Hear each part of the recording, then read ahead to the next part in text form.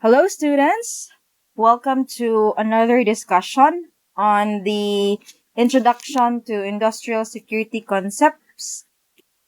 We are now on the topic Security Risk Management. So, this chapter or this discussion describes the basic principles involved in risk management. It also presents information about security risk assessment, including assessment tools and techniques. Furthermore, it presents the importance of security education as a tool in promoting security program in an organization. So the world today is becoming volatile, uncertain, complex, and ambiguous. So we live in a world of fast change and information overload, since we are already on the 21st century. So technology changes the world we live in a lightning pace. So the consequences are far more reaching. So technology changes the way we live, how we communicate with each other, how we create and gather knowledge, how we travel, how we listen to music, how we do our shopping, and even how we start, build, or terminate relationships. So the environment, companies and authorities have to operate also changes at the same speed. So as a result, companies continuously have to adopt the products and services they offer, as well as the way they promote and sell them. So because the world has become so unpredictable, trial and error has become the only way forward in the fast changing sectors of the economy. So this is the basis of design thinking and customer centric design. But not only products, services, and processes need to change. The companies have to change more fundamentally. They need different business models, different company structures, different employee profiles, different leadership, and different ways of interacting with each other. All those explanation relates to risk. So risks are ubiquitous and characteristic side effect of the functioning organizations in today's turbulent environment. Thus, there is a need to understand the risks and manage them effectively. So if you have business or even, business, because those businesses may involve schools, shopping malls, hotels. So you have to determine the possible risks, and in order to not you will not suffer financial losses, so you have to manage those risks effectively. Okay? So let's go now to the concept of risk management. So what is risk management, by the way?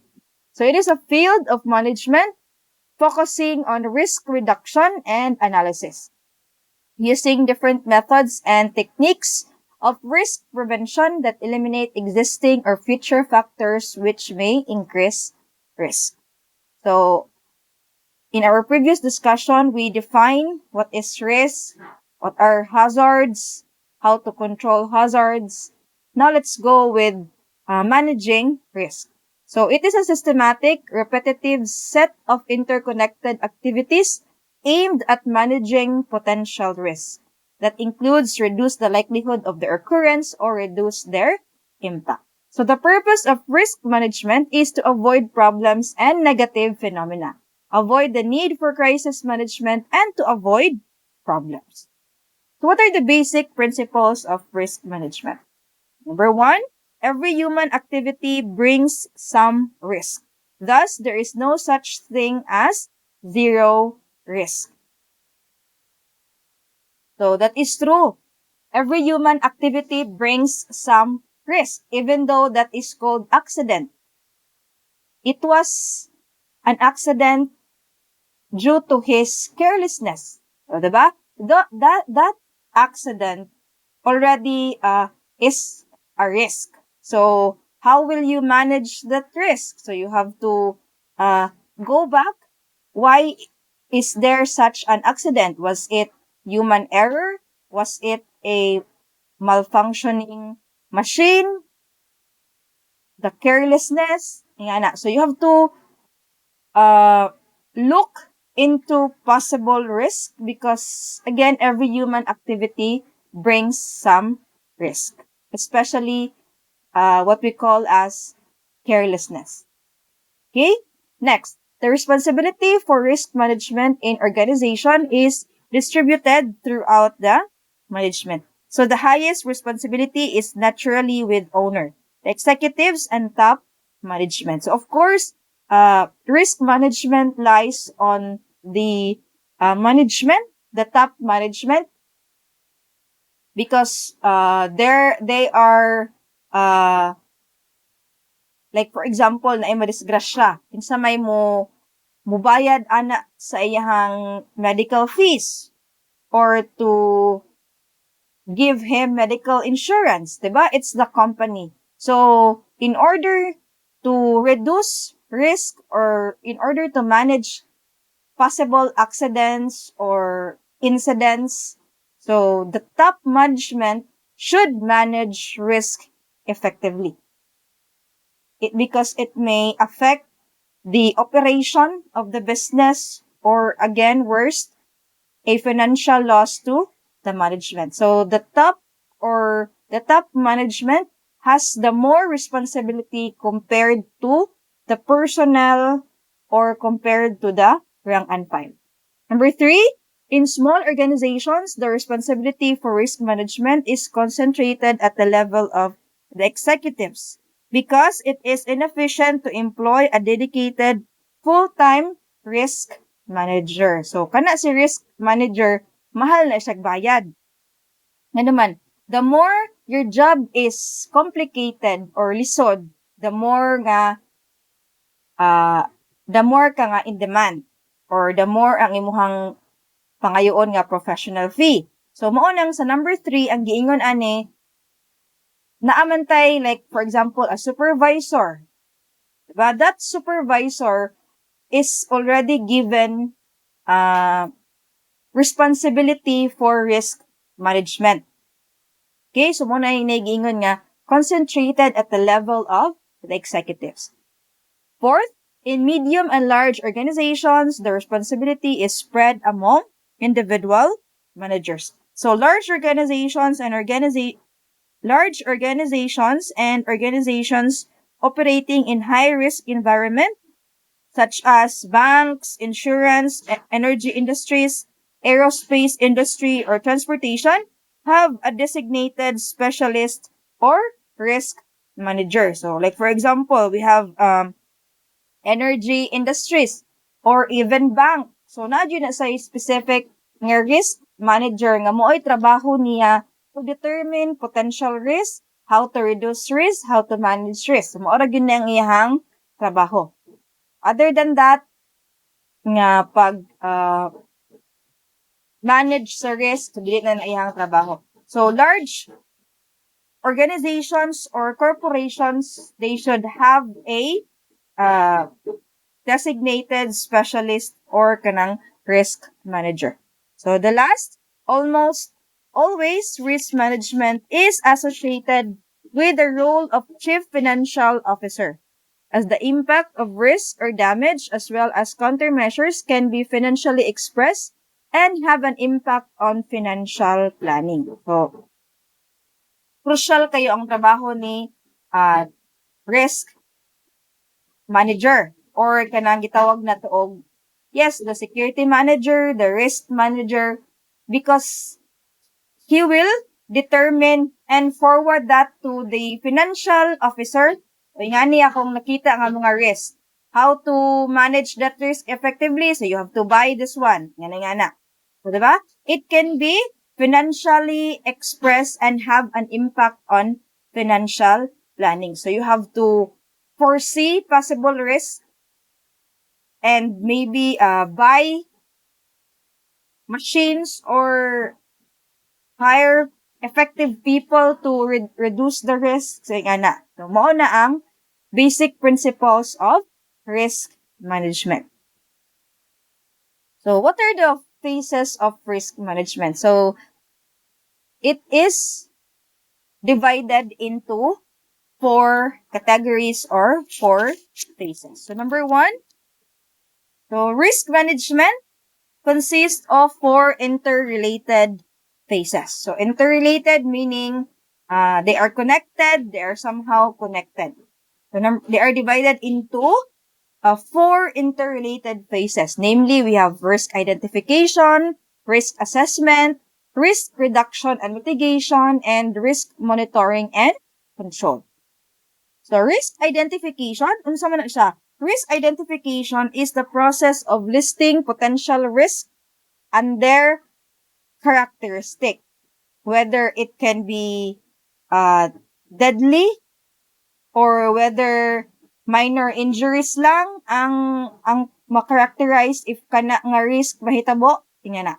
So the results of risk identification are normally documented in a risk register, which includes a list of identified risks along with their sources, potential risk responses, and risk categories. So importante nga naatay gitawag og risk register.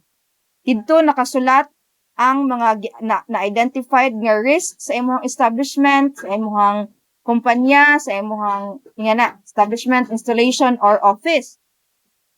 And asa ang sources ana, asa possible gagikan ang risk, how did they respond to that risk, and the risk category.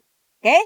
So the first step towards risk minimization and understanding. So in order to minimize and understand the risk, you have to first identify it. So identify imong ilahon, imong tanawon, imong sa palaing Bisaya og identify, diba? So it is part of the proactive management process.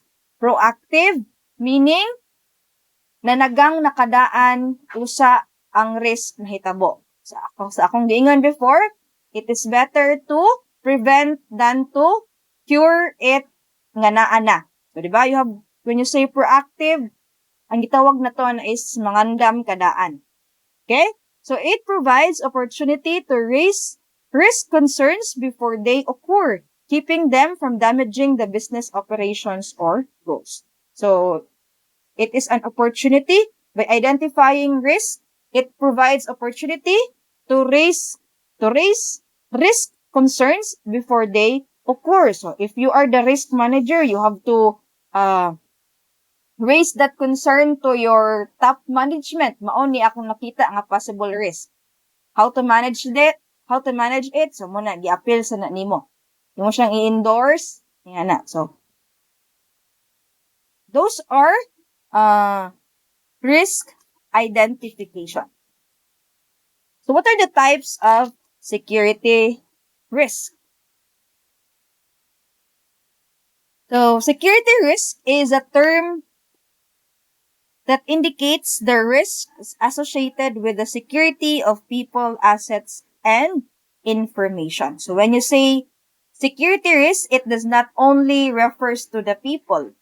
It also refers to the assets and the information in your establishment, installation, or office. So this include the following risk groups. Number 1, we have personal security.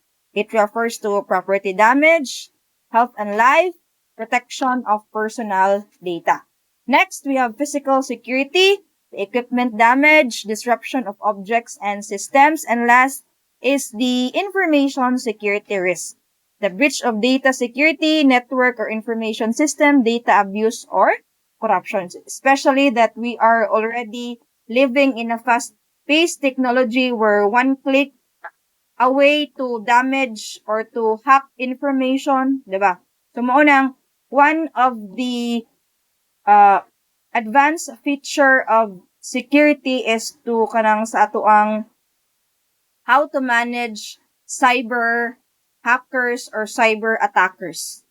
Diba? Because that would or they can get information that would somehow damage your company, diba? So there are many types of risk in different areas such as economic and financial risk, investment risk, insurance and reinsurance risk, project risks, market risk, technical risk, social risk, operational risk, safety risk, and others. But these three are the most common groups nga na-encounter sa ato ang risk management. Okay? So, very sabotable naman kaayo ng risk groups, no? Now, let's go with to the types of risk sources. So, asa ko gagikan. So, types of risks are defined in terms of their severity in the field of risk management. So, there are distinguished sources of risk. Number one, we have exposure. The severity in terms of the severity in the field of risk management. So whether, number one, we have exposure. So, ang iyang exposure sa kana nga risk. Unsa may possible damages. How much are the possible damages? What could be the possible damages if that is exposed to risk? Kanang muna gitawag na to og exposure. Number two, we have failure. If ever, kanang, for example, failure kitahay sa isa ka lab company, you are developing a certain product. So from trial and error, so you have to determine possible risk because a failure may result to explosion or kanang makontaminate or a contamination, diba? So, if there is a failure is a source of risk. That would also somehow, is the reason or comes from carelessness of the person operating, ingana. So, maunay, a failure. Number three, we have crisis. So, especially karon nga we are nagagubot ang Ukraine and Russia. Atay gitawag og crisis, whether it's an economic crisis. So what are the possible risks out from the economic crisis? So if economic crisis, wala nay pagkaon ang mga tao, possibly nga magkagubot tungod kay yamoy trabaho, walay makaon. So, di ba? Mo nang mangawat na lang. So, mo na possibly nga source of risk, especially kanang crisis. Next, disaster. Kanang mga natural disaster, whether it's man-made disaster or whether it's a environmental disaster or natural disaster. Next, we have opportunity. Like opportunity, a type of risk kanang opportunity na to, kanang gitawag na to og pilferage or kanang wala na kasabot ang imong empleyado sa inyong kumpanya, so he will form union nga mo sabotage sa inyong company activity, so nga na. That opportunity, that drive of the personnel nga wala na kasabot, that opportunity would somehow a source of risk. Okay? Next, we have attack. So, sa man nga klase nga attack, whether it comes from a man-made attack or kanang naay kagubot, kagira, nga na. Or whether cyber attack, nga na. So, that cyber attack through internet is also a source of risk. What if you were cyber attack o nakuha ang imuhang patent sa imuhang negosyo or sa imuhang formula or patent unya gi-cyber attack na siya, so naawat sa lain nga kumpanya. O, diba? Pwede na siya. And lastly is kanang gitawag na tuog human stupidity. The personnel you are hiring is very crucial to the success of your or to the operation of your business. That stupidity may include carelessness or stupid lang din siya nga pagkatao. So, di ba, in order to counter possible source of risk kanang human stupidity. So, during the hiring process pa lang daan, imo na siyang hashasan. So, those are the different types of risk sources. Kung asa gagikan nga naay risk. Okay? Now, let's go with risk identification tools and techniques. So, how will you, or what are the tools or techniques you are going to use to identify risk? Number one, we have documentation reviews, and second, we have information gathering techniques. So number one, we have documentation reviews. It is the reviewing, or the standard practice is to identify risk is reviewing project-related documents such as lessons, learned articles, organizational process assets, and etc. So those documents that are already available in your establishment, so you have to review that document. Possible nga naa ba yung mga lapses nga na. So you have to search for every documents in your business plan, in your area nga na. So you have to review in order to identify possible techniques. Like for example, document reviews. So last 10 years, this was the security measures that were implemented. How about 10 years after? Was it the same? Were the risks the same?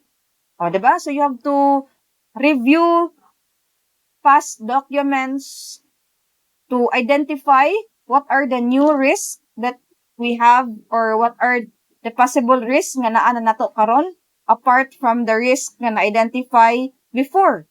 So, diba? You have to review past documents or documents itself. Okay, next we have information gathering. The given techniques are similar to the techniques used to collect requirements. This includes, number one, we have brainstorming.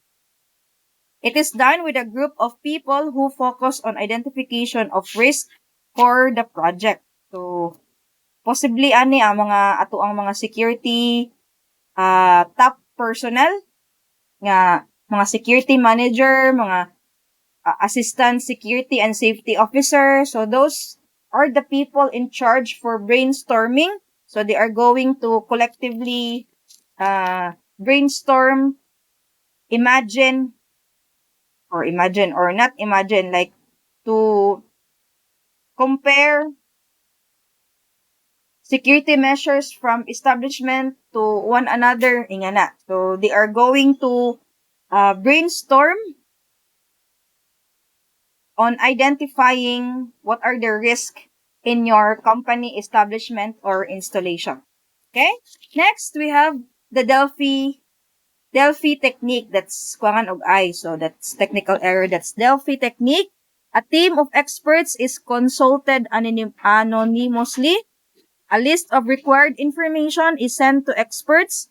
Responses are compiled and results are sent back to them for further review until a consensus is reached. So kaning Delphi technique, that experts or expert was not hired by the company, but those security manager consulted his expertise and consolidate it back to the personnel in the security field or sa mong company, hangtod nga moabot mo og hangtod na amoy consensus that these are the risks, possible risks nga ato ang na-identify. So that is the Delphi technique. Letter C, interviewing. An interview is conducted with project participants, stakeholders, experts, etc. to identify risks. So kintahay na amoy mga shareholders or stakeholders. So you have to interview them one by one or interview them during your meeting.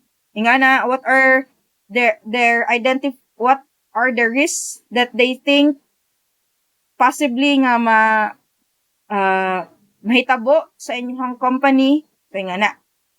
So you have to interview them Next, we have root cause analysis. Root cause analysis are determined for the identified risk. These root causes are further used to identify additional risk. So if already you have already identified risk, so you have to go backwards. What are the possible root cause nganong naatay risk?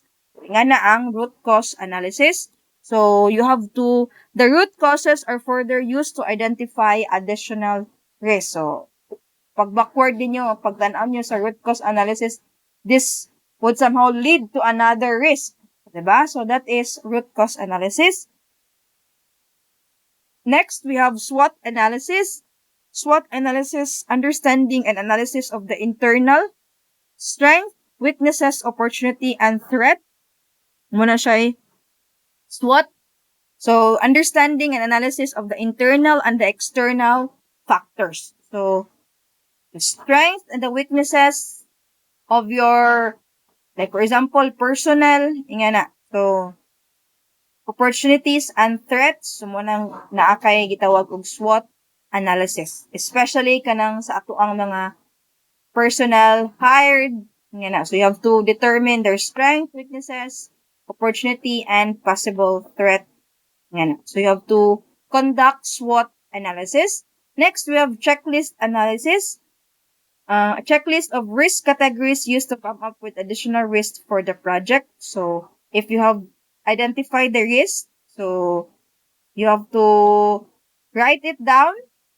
So in order to have a checklist and review them or analyze them, if ever naapabay, that risk may come up with another risk nga na, or that risk may resulted to another higher risk.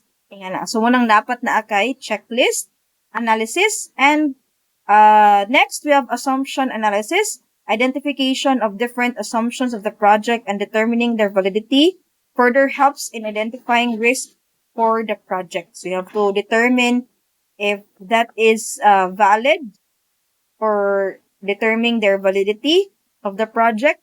So, you have to, from the word assumption, so imo na siyang gi-assume nga mauni ang mahitabo if you have already identified the risk. Nga na. Next, we have risk register. A risk register is a living document that is updated regularly throughout the life cycle of the project. It becomes a part of project documents and is included in the historical records that are used for future projects. So the risk register includes list of risks, list of potential responses, root causes of risk, updated risk categories. So you have also to update regularly your risk register. Ano man, what if on the year 2010, ingani ang mga risk nga nahitabo. Kunyat, year 2020, dili na dito siya, or wala na nato, or wala na ni nga possible nga risk, unya lahi na ni improve. So you have to update your risk register regularly. Okay? Next, we have, so after identifying risk or risk identification, now let's go with to risk assessment. So how will you assess now the risk? So security risk assessment is the process of identifying, assessing, and implementing key security controls in application. It also focuses on preventing application security defects and vulnerabilities. So in risk management, risk analysis is essential because this exposes the degree of danger or threat which the organization is facing, to what extent its assets and are vulnerable to these threats, how high the probability of the threat occurring is, and what impact it can have on the organization. So you have to analyze that risk, or you have to assess those risks. Whether unsa may impact ana sa ako ang organization or sa ako ang business. So, diba? By assessing that risk, again, you may prevent casualties, financial losses, nga na. Okay, so what are the security risk assessment procedures? So number one, we have to understand the organization and identify its asset.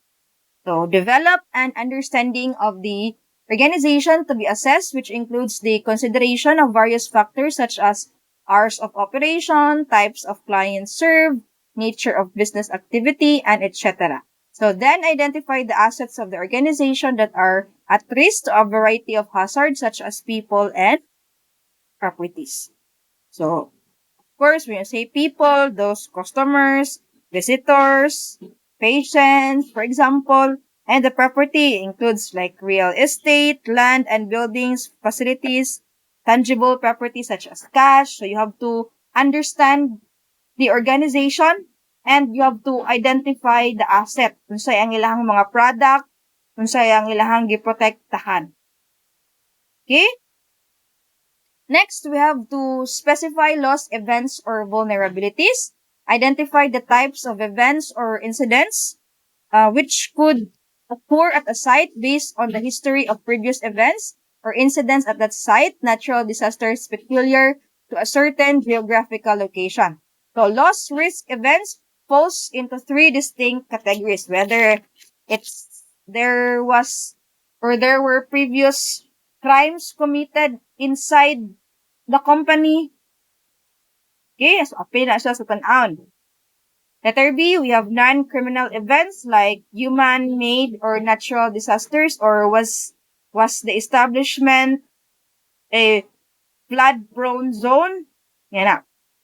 And lastly, we have consequential events caused by an enterprise relationship with another organization. So was there any conflict of the other or another organization? So nga na. So those, you have to specify the events or vulnerabilities. First, you have to specify those loss events and vulnerabilities. That is how you assess security risk.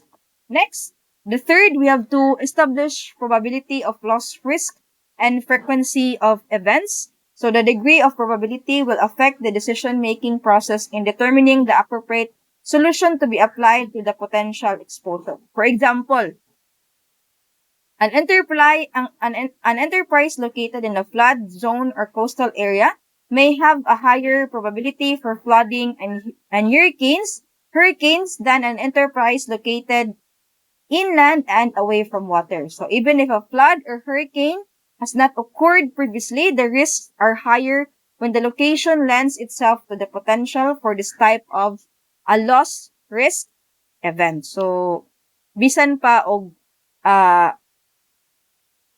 dili siya ingon nga if moabot or dili siya ingon nga kapunay nga moabot, for example kanang hurricane, di man gyud na ingon nga every gyud nga naay hurricane, ba? But still you have to establish the loss, or you have to establish your possible losses out from the risk and how frequent is the events or the risk events occur. Ba? So, mao na imuhang tan-awon. So again, it affects the decision-making process in determining the appropriate solution to be applied to the potential exposure. So, if frequent ang event nga magbaha ay nga na, so as an assessment, so mao nang mobalhin na lang mo vacate mo og another area. So because you have already established nga kapunay or the frequency of risk events, like for example every year magbaha. So as an assessment in a security risk, so you have to vacate that area into a non-flood zone area. So, diba? That is an example of risk assessment. Okay? Fourth, we have to determine the impact of the event. So, consider all the potential costs, direct and indirect, financial, psychological, and other hidden or less obvious ways in which a loss risk event impacts an enterprise. So even if the probability of loss is low, but the impact costs are high, security solutions still are necessary to manage the risks. So what are the direct costs? Like for example, financial losses, increased insurance premiums, deductible expenses, lost business from an immediate post-risk event, so labor expenses. So indirect costs include negative media coverage, long-term long-term negative consumer perception, higher wages needed to attract future employees. So, nga na. So, you have to determine the impact of that risk event or that risk. So, the probability, if the probability of loss is low, but the impact costs are high, so from that assessment, so you have to uh, provide solutions. Okay, so you have to determine the impact of the events. Next, you have to develop options to mitigate risk. So options are available to address the types of loss risk events faced by an enterprise. So options include security measures available to reduce the risk of the event, like equipment or hardware, policies and procedures, management practices, and staffing are the general categories of security-related options. So other options include transferring the financial risk of loss through insurance coverage or contract terms, or simply accepting the risk as a cost of doing business. So if you accept that there is a risk as a cost of doing business, so if nadawat na nimo, so you have to mitigate now the risk, diba? Whether buying equipment or hardware, whether changing personnel or staff, but to mitigate the risk. It may not directly wipe out risk, but it would somehow mitigate the risk. Okay? Next, study feasibility of implementing options. So practical considerations of each option or strategy should be taken into account at this stage of the security assessment. So one of the more common considerations is whether the strategy will interfere substantially with the operation of the enterprise, or the challenge for the security practitioner is to find balance between a sound security strategy and consideration of the operational needs of the enterprise, as well as the psychological impact on the people affected by the security program. So you have to study feasibility of implementing options. Like for example, if you're going to vacate in a certain area, kunya ka ng certain nga area, is it or it is a flood non-flood zone, but it is away from your consumers. So, di ba? Wala lagi ka dili na kabahaan, pero wala pud kay halin, for example. So, you have to study the feasibility of the option to vacate the area, or to maintain in the area, and you will mitigate only the risk. Like, for example, if it's a flood zone area, so why not imo na lang patasan ang imuhang building? Diba? So, you have to study the feasibility of the options. Imuhang tan-on ba? Timbang-timbangon mo na trabaho ni security manager or security practitioner. Next, we have the last one is to perform cost-benefit analysis. So, the security practitioner should determine what the actual costs are of the implementation of a program and weigh those costs against the impact of the loss financially or otherwise. So, tanawon ni security practitioner, ni security manager, ni risk manager, mo perform siya og cost or benefit analysis. So, cost man ang iyahang, like for example, if you're going to vacate to that area, kay flood zone man na siya. So, if mo vacate mo, dako jud mo gasto. Pero, og mo vacate mo, wala na mo'y possible nga mga consumer, or layo na mo sa mga consumers. Or, whether you are going to stay in the area, you have the all your consumers unya sige mo og kabahaan. So, di ba? You have to perform cost or benefit analysis. Asa gyoy sakto. After that, so muna makahatag na og assessment si security practitioner. So those are the procedures on how you will assess security risk in your area, establishment, or company. So what are the security risk assessment tools into a qualitative side? So when you say quantitative side, it's on the money matters, diba? Financial matters. So saan ka sa qualitative? So some of the tools that can be used for qualitative risk assessment and analysis are as follows. Number one, we have probability and impact matrix. So matrix helps in identifying those risks which require an immediate response. So you have to make a matrix or guidelines or rubrics or unsa pang klaseng matrix diha. The matrix may be customized according to the needs of the project. So most companies do have a standard template for this matrix, and project managers could leverage those templates as well. So use of standardized matrix makes the matrix list more repeatable between projects. So you have to provide matrix. Also, that matrix can also be a guide to the personnel, to the top management, as well as to the security personnel. You have to determine the probability and the possible impact. So nakabutang na siya sa imong matrix. Okay? Number 2, we have risk data quality assessment. So anyway, we're going to tackle more on security assessment matrix in the next slides. Next, we have risk data quality assessment. So data is collated for the identified risk. The project manager will try to find the precision of the data that must be analyzed for completing the qualitative analysis of risk. So kaning, when you say qualitative, it does not directly involve money.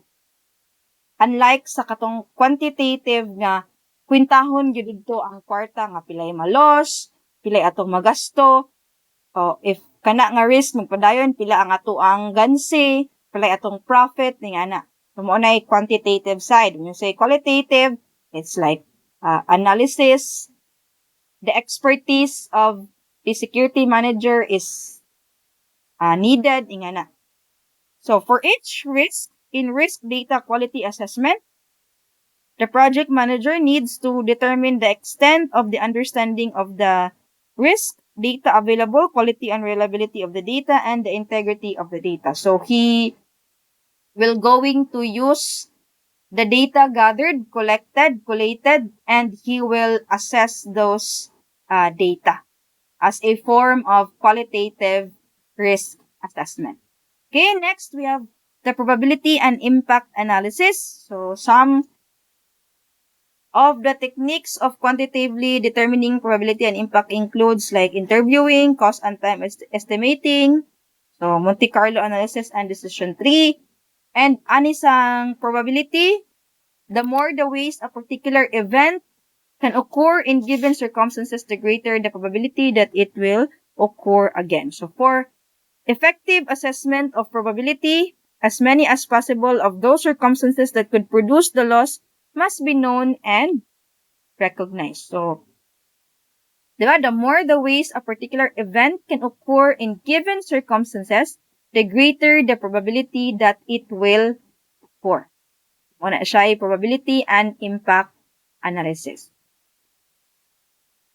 Maybe that probability impact analysis would go hand in hand with the matrix. Diba? Next, we have the Monte Carlo analysis or kanang simulation technique.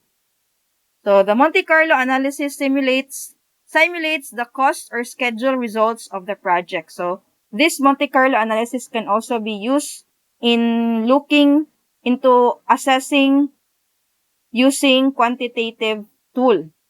Diba?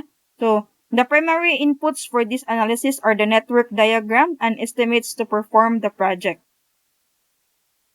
So, It requires a computer-based program, evaluates the overall risk in the project, determines the probability of completing the project on any specific day or for any specific cost, determines the probability of any activity actually being on critical path. Path convergence is taken into account. Cost and schedule impacts can also be assessed. So it can be used into qualitative or quantitative assessment tool. Next, we have decision tree. A decision tree helps to analyze many alternatives at one single point of time.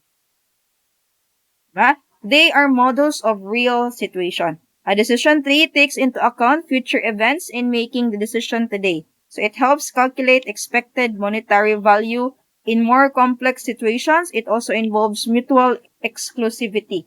So from the word tree, so maybe that tree is your company, your branches are the possible risk, diba? The leaves are the possible solutions, ingana. That is decision tree. So that is another tool, a qualitative tool to or used in security assessment, security risk assessment. And last, we have risk register updates. So prioritizing list of quantified risk and the amount of contingency, time, and cost reserves needed, possible, realistic, and achievable completion dates and project cost. So again, you have to update your risk register regularly, especially kanang gitawag na tuog time and cost reserves. Diba? What if that solution kana nga machine nga imong gipalit to reduce or mitigate risk, mahal na din na karon. Diba? You have to update your risk register regularly. Okay? Next, we'll go with the risk probability factors. So what are probability factors? These are conditions and sets of conditions that will worsen or increase asset exposure to risk of loss, can be divided into the following major categories. So conditions and sets of conditions that will worsen or increase asset exposure to risk of loss, that can be divided into following major categories. So what are the major categories when you say probability factors? Number one, we have physical environment, such as construction, location, composition, and configuration. So it may increase asset exposure that would result to risk, especially kanang gitawag na to og location. Was it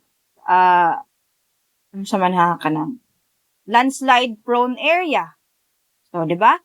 Imuha gyapon ang tan-awon ang imuhang physical environment because there is a probability maybe 10 years after nga a probability nga mag-landslide unya matabunan ang imuhang establishment. For example, your establishment is located like for example 10 meters away from Mount Taal. O, di ba? For example, unya dili man na siya kapunay, mubuto ang Mount Taal.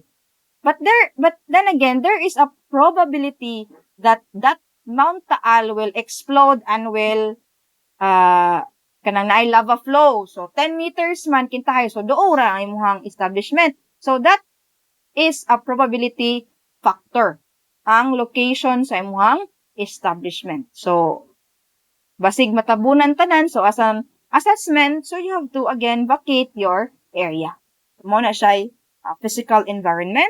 Next, we have social environment such as demographics and population dynamics. So, ang imong establishment ba doo ba sa populous area? Unya ang imong populous nga area, those demographic profiles sa imong mga silingan kay mga adik-adik, kawatan. So, diba? So, you have to also look on the social environment, not just the physical environment, but as well as the social environment, especially the demographics of the person and the population dynamics. Of course, mo na siya probability factor. Okay, what if if naa sa residential areas with kawatan mostly ang mga tao. So, that your establishment might be an opportunity or your establishment is highly at risk in that area.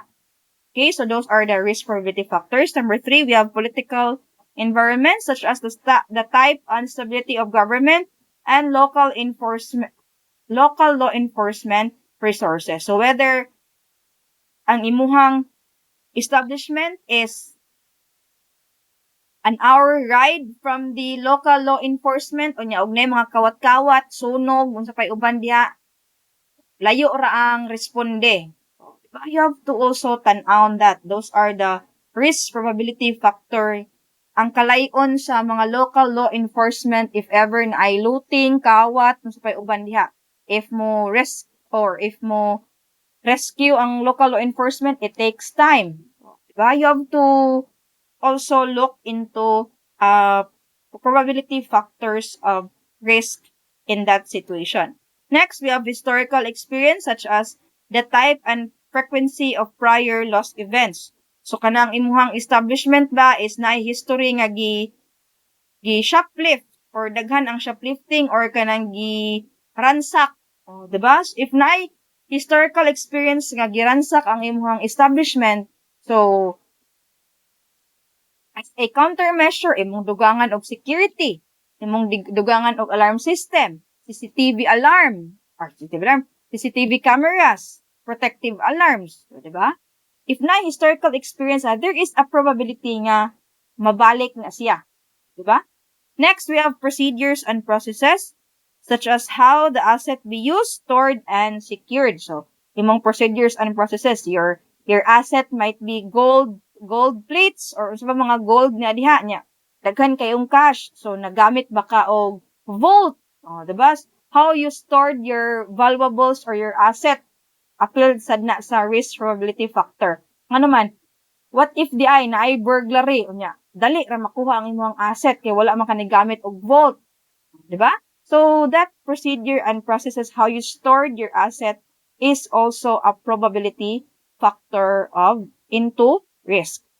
Next, we have criminal state of art, such as the type and effectiveness of tools of aggression. So, if the aggressors use more technology pace na ang ilahang pamaagi. So, ikaw pod nga isip na nagang sa possible nga kawat or ransack. So, imo pong i-update ang imong security measures. Okay? So, muna siya yung mga risk probability factors. Now, let's go with the risk assessment matrix. So, risk assessment matrix is made in the form of simple table where the risks are grouped based on their likelihood and the extent of damages or the kind of consequences that the risk can result in. It provides the project team with a quick view of the risk and the priority with which each of these risks need to be handled. So the matrix based on 2 criteria. We have the likelihood, the probability of a risk, and the consequences refers to the severity of the impact of the extent of damage caused by the risk. So this is an example of a sample risk assessment matrix. So number one criteria, we have the likelihood of occurrence. So, number 1, we have definite. So a risk that is almost certain to show up during project execution. A risk that is more than 80% likely to cause problem will fall into this category. So you have to determine the risk if it is definite. 80% that would cause problem into your project, then you have to put that into here. Oh, diba? Muna, 5. So, color coding man siya. So, may buon na siya as we go along with our presentation. Next, we have likely. Risks that have 60 or 80% chances of occurrence can be grouped as likely. Next, we have occasional risks which have a near 50-50 probability of occurrence. So, usahay or 50-50. Usahay, there is a likelihood of occurrence or possibly pud nga dili ra kaayo. Next, we have seldom risks that have a low probability of occurrence but still cannot be ruled out completely. It may seldom, but still it has a probability of occurrence. Next, unlikely, rare and exceptional risks which have a less than 10% chance of occurrence. So, 10% chance of occurrence, but still there is a probability that it will occur. Next, we have consequences.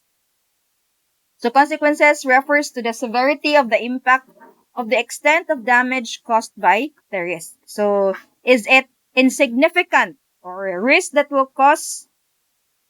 So, the consequences of a risk can again be ranked and classified into one of the 5 categories based on how severe the damage can be. So, is it significant risk that will cause a near negligible amount of damage to the overall project's progress of the project?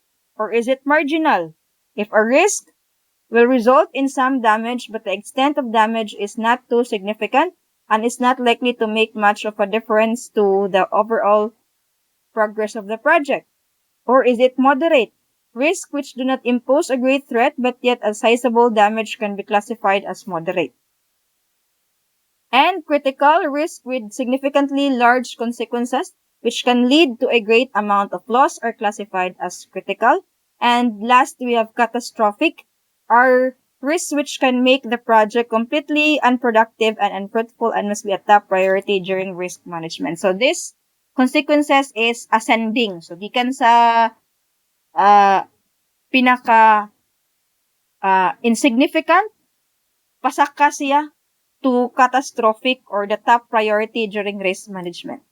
So, let's go now to risk ratings. So, what are their corresponding risk ratings? Number 1, we have extreme.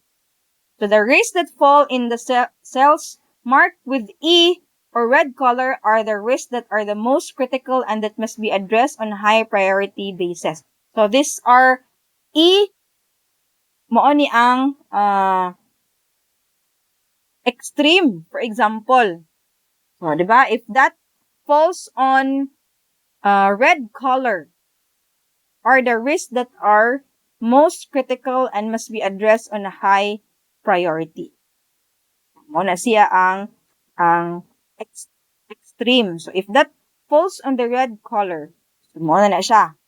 That is, have an extreme rating that a risk is probable and will happen.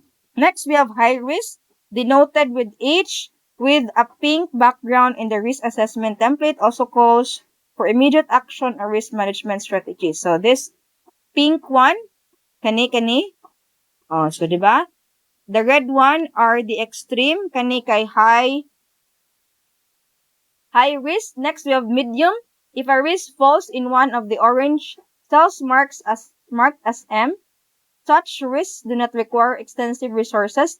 Rather, they can be handled with smart thinking and logical planning. So, kaning, unsa ni siya? Orange cell. So, this considered as orange, kani green, pink, kani red. So, low risk, the risks that fall in the green cells marked with L can be ignored as they usually do not pose any significant problem. However, still, if some reasonable steps can help in fighting this risk, such steps should be taken to improve overall performance of the project. So, mao ni ang green. So, like for example, dire, sa iyang risk assessment matrix. So, theft of cash. So, naa siya sa orange nga cell. So, there is a medium nga rating, unya likely, unya marginal. Ang ihang damage is not too significant, but if kanunay, of course, dako na gyud ang damage. Diba? It's likely 60 to 80% chances of occurrence. So, mo na siyang naa siya diri sa ani nga area. So, this is an example of a risk assessment matrix. So, after risk assessment, let's go now to risk reduction and mitigation. So, Risk reduction refers to identifying ways to eliminate risk. Not to totally eliminate, but to reduce the risk. It includes the possibility that you avoid an activity altogether because it's too risky. And it encompasses both risk mitigation and risk avoidance. So what is also risk mitigation? So risk mitigation is identifying ways to execute a strategy with less risk, meaning you are proceeding with an activity but want to find ways to make it less risky. So it can be accomplished by decreasing the threat level, by eliminating or intercepting the adversary before the attack, blocking opportunities through enhanced security, or reducing the consequences if an attack should occur. So what are the components of risk reduction and mitigation? So a sound mitigation strategy maximizes existing security resources and prioritizes policies, systems, and personnel respectively. So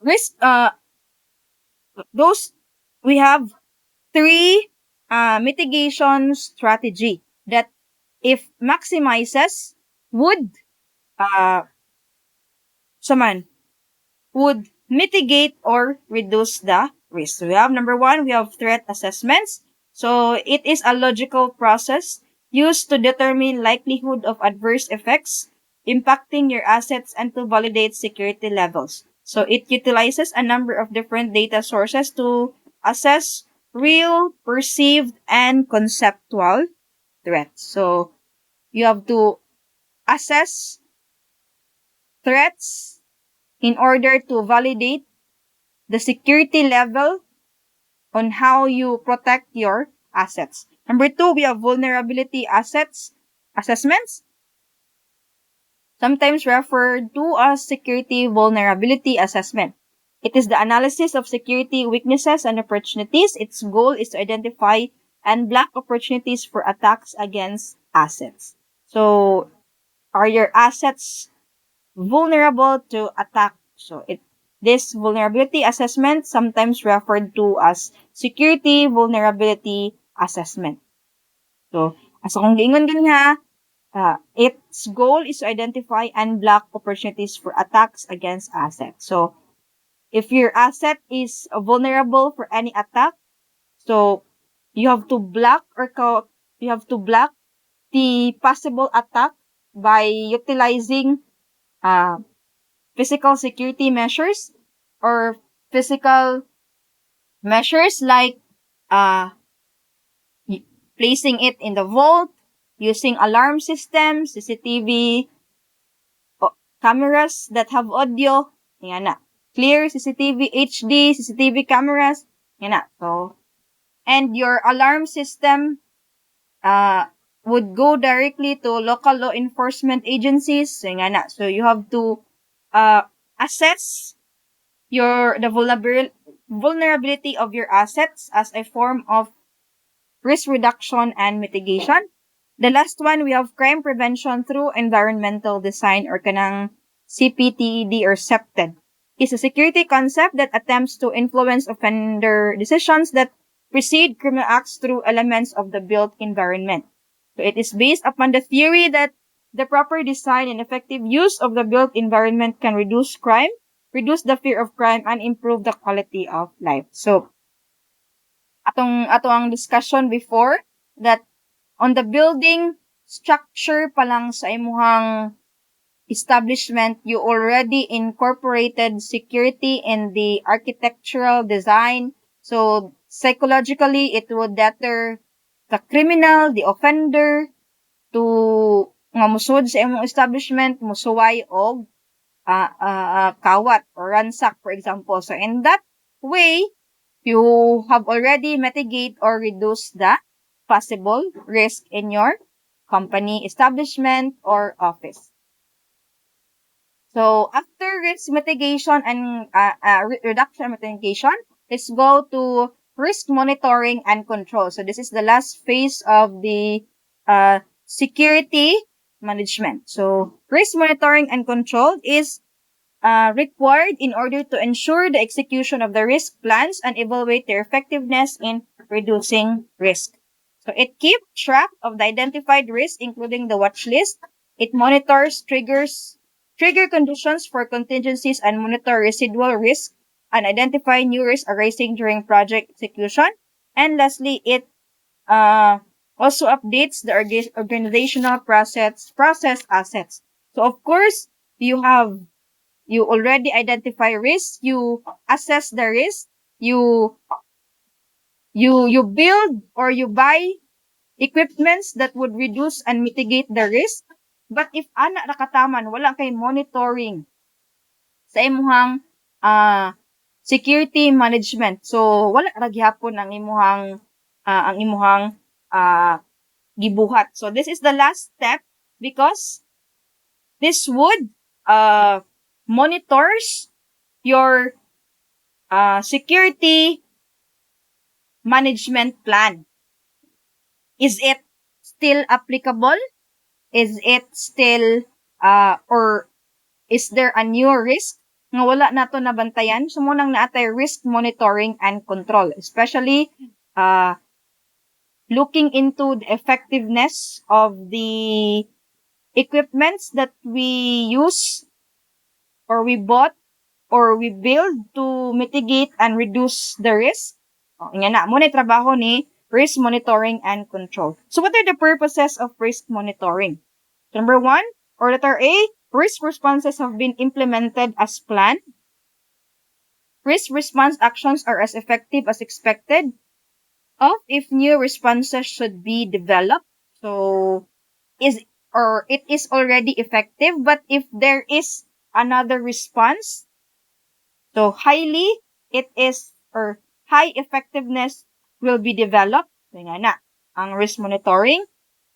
C, project assumptions are still valid, like risk exposure has changed from its prior state with analysis of trends. So you are looking into the possible trend. So is your security control, reduction, and management, reduction and mitigation, was it still applicable? Was it still useful? Is it still effective? So nga na, munang natay risk monitoring. D, a risk trigger has occurred or a certain risk was triggered, a proper policies and procedures are followed. So the top management gives another procedures and policies that would update the establishment. So you have to adjust. So mo nang naatay risk monitoring. Then new risks have occurred that were not previously identified. So it is important to monitor or there is a proper risk monitoring. What if naay new risk na wala nato na previously identified? So mo nang inyo na pong ilista, di ba? So what are the inputs to risk monitoring and control? So number 1, we have risk management plan. So if you have risk monitoring and control plan, so you have risk management plan. So na kay matanaw, for example, if naay mga possible risk na mahitabo, a probability factor that would somehow be developed or mahitabo sa mga establishment. Next, risk register contains outputs of the other processes like identified risk and honors, risk responses, triggers, and warning signs. Next, approved change requests. Changes include modifications such as to scope, schedule, method of work, or contract terms. And lastly, work performance information. Project status and performance reports are necessary for risk monitoring and control of risk. So those are the inputs to risk monitoring and control. Next, we have output of risk monitor and control. So number 1, we have risk register updates. Risk register is updated to include outcomes of risk reassessment, audits. Update may affect risk probability, impact ranked, actual outcome of risk and risk response becomes part of the project file to be utilized on future projects. Corrective action, apil na. So corrective action consists of performing the contingency plan or work around. So, apil na siya. Recommended preventive actions used to direct project towards compliance with the project management plan. The project change requests, implementing contingency plans or workarounds frequently results in a requirement to change the project. So the result is issuance of a change request that is managed by overall change control. And it could be an organizational process assets updates. So information gained through the risk management processes are collected and kept for use by future projects. So this includes templates for risk management plan, probability impact matrix, risk register, and lessons learned. And lastly, we have project management plan updates. So that's updates to the project management plan as a result of approval of requested changes. Next, risk monitoring tools and techniques. So what are the risk monitoring tools and techniques used in security management? Number one, we have risk reassessment.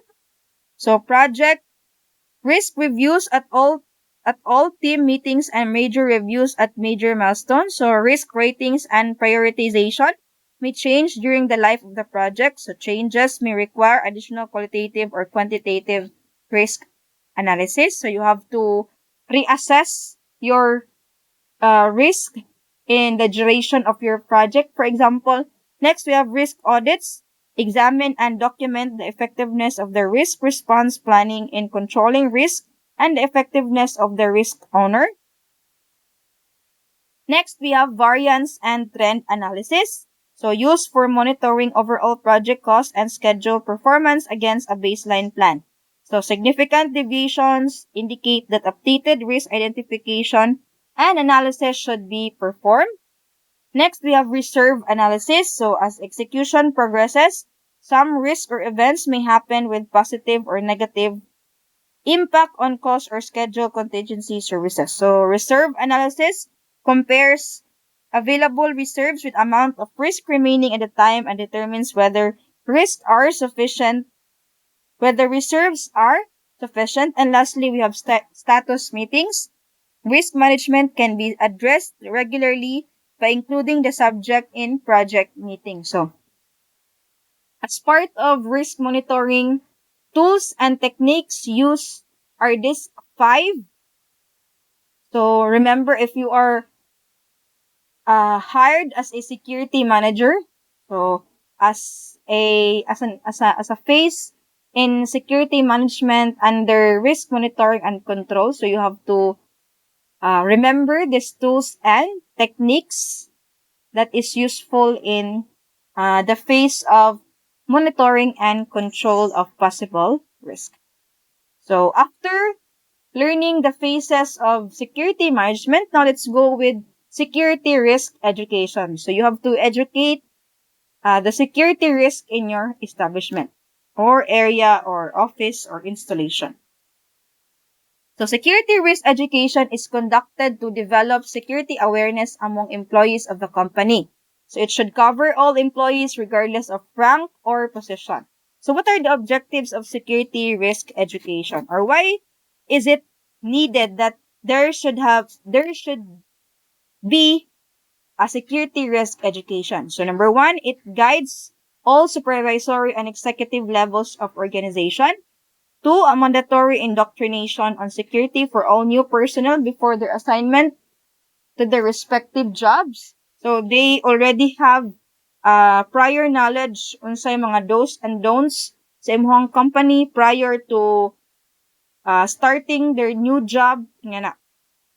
Next, development of a high degree of security consciousness among the selected supervisors and other key personnel. So they are if they have the responsibility for security measures in a certain department or level of level departments, so of course they have they are going to develop high degree security consciousness among their rank and file. Next, a down-the-line security program aimed at instilling consciousness and dedication through various methods of instruction like demonstration or lectures. And fifth, to let employees force inform that they all belong to the organization and that non-awareness to the security program is tantamount to disloyalty. So, of course, if you are part in a certain organization, so failure to obey the rules is tantamount to disloyalty. Next, the last we have the program is also to develop discipline, loyalty, and belongingness. So what are the phases of security risk education? So number one, we have initial interview. So initial interview, mo na ni kanang one-on-one na mo sa imong HR. The first contact of the prospective employee. So wherein the interviewer determines the suitability of the applicant for employment through his give answers on the different types of questions being conducted. So in this stage also, the employer or the interviewer may start providing the necessary information as to the overview of the company security policies and at the same time on the employee accountability and corresponding penalties that could result from violation therefrom. Next, orientation and training. So if you are a newly hired employee, so dapat yun mo attend kag orientation and training aron di ka makurat. Diba? So new employees receive detailed presentation of personal security policy. Most especially, kung di ka mo attend orientation and training, what if ang imong giagian kay for top management personnel only, nya niagi ka. So, diba? Nya nakitaan ka sa CCTV. So that tantamounts to a certain violation na. So, munang mo-attend ka og orientation and training. So, usually handouts or employees manual are being distributed for reference. Next, we have refresher conference designed to remind employees of the company about the responsibilities, review the guidelines and policies, and getting employees feedback about the company policies being implemented. So, you say refresher conference, so you're already part of the company, nga na. So, magpa question and answer kintay or mga yung feedback ang atoang security, atong company policies, whether it is being followed or implemented pa ba or effective ba ang ilahang implementation. Next, we have security reminders. A phase that employs an indirect approach of educating the employees such as posting security posters and distributing flyers. And lastly, we have security promotion, the act of emphasizing the importance and role of security achieving the company goals and objectives. So, it emphasizes the importance and role of security achieving the company goals and objectives. So, those are the topics for our discussion on security risk management. So, if soon you are going to be a security supervisor, a security manager, so your job is a crucial one. The safety and security of your establishment and the assets in your protected area, whether it's people or the property or the information. So it lies on your hands. It lies on your expertise on how you manage possible risk in your company. So that ends our lesson. And I hope you have learned something from this discussion and see you on our next discussion.